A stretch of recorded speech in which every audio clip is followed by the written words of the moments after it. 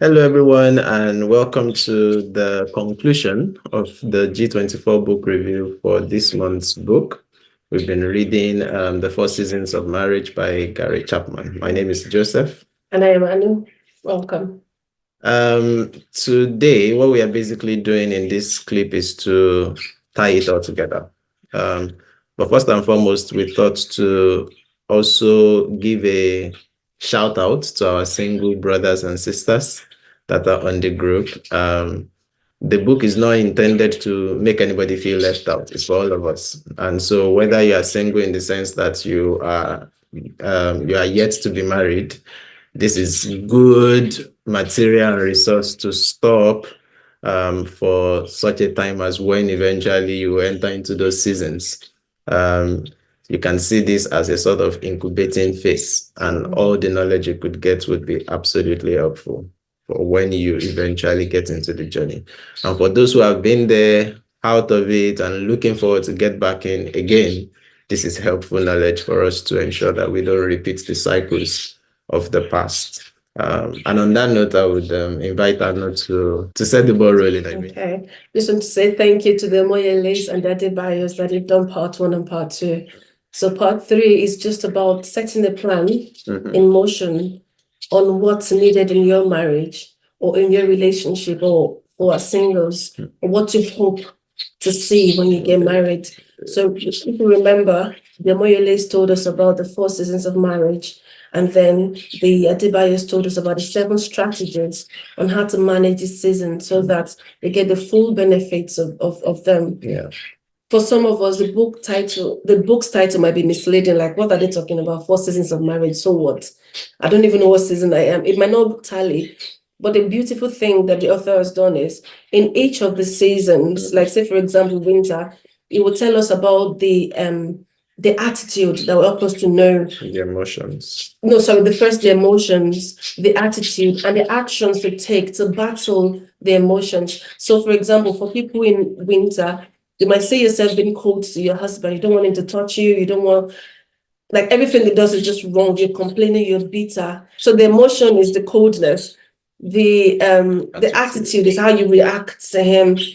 But the action that the author is not asking us to do is, since you know that you're feeling a coldness in your marriage and you're actually reacting to your husband, even when he does the right thing, you think him complaining, the action to take is to sit with him and have a good communication, just to say, this is how I feel. Like, there's no shame. It doesn't spoil our virtue to actually own up to negative emotions, if that's what we're feeling. Yeah. To say, I don't feel loved by you, I don't feel cared for by you. You seem to prioritize your work over me, and I don't like it. And then our husband graciously would then say, okay, I know my work is important, but I'm willing to compromise.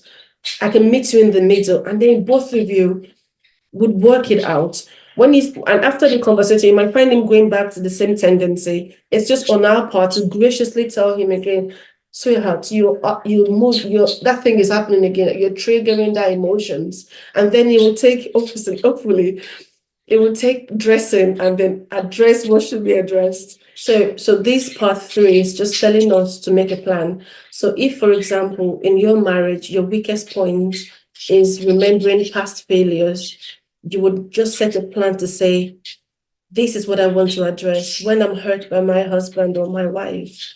Instead of repeating what has happened before, I would choose forgiveness. I would choose to confess my sins and my hurts. And then together we'll walk through what we need to do. And the most exciting thing for me about this book is that it's written by marriage counselors. But if you've read it, you will see that in each of the topics, they would give examples of the marriage of the people they've counseled. Yeah. And that is very instructive. When you hear, like, it makes us feel not to feel alone in our struggles, that other people are going through this. And another beautiful thing about the book is in part 4, the author gives us tips on how to do these things. So setting dates and date nights, things about affirmation, like planning and speaking your husband's love language, like every day, what to say. It's really, really rich. So we're employing you to read the book. You don't have to read everything. Just you could go to part 4 and just see which ones you will do, and then take that and do it. And once you've learned it, once it's become a habit, you go again to take another point to learn it. And I'm sure God will help us as we all work towards our marriage and make it the best thing and make it heaven on earth. I'll hand over to you again to tie it up. Thank you. I mean, that sums it up. So we've been given a sort of, I see the book as a framework to work with.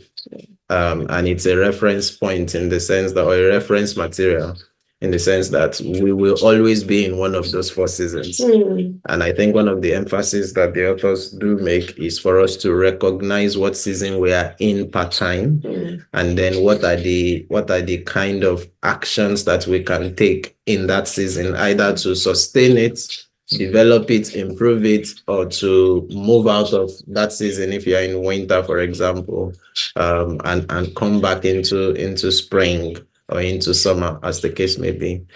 And to emphasize that it can be both ways, because you've been saying our husband. Yeah, because I'm a woman. Because you're a woman. In actual fact, our spouses, because this could come from either perspectives. Yeah. So thank you very much. 4 seasons of marriage. We've gone through it. You can come back to the 3 videos and remind yourself of some of these principles. Whether your marriage is in a really, really lovely spring or summertime, or whether you're actually at the moment going through some winter or fall, we've got God in the midst of it all. Yes. He's the institutioner of this institution. He founded the institution of marriage, and he has graciously, besides giving us a spirit to indwell us, also blessed us with resources like this to help us with practical tips on how we can navigate the very, very difficult, blissful blessing called marriage. So we pray that he would guide us into all that he wants our marriages and our unions to be. Amen. Any concluding thoughts? No. Bye for now. Bye.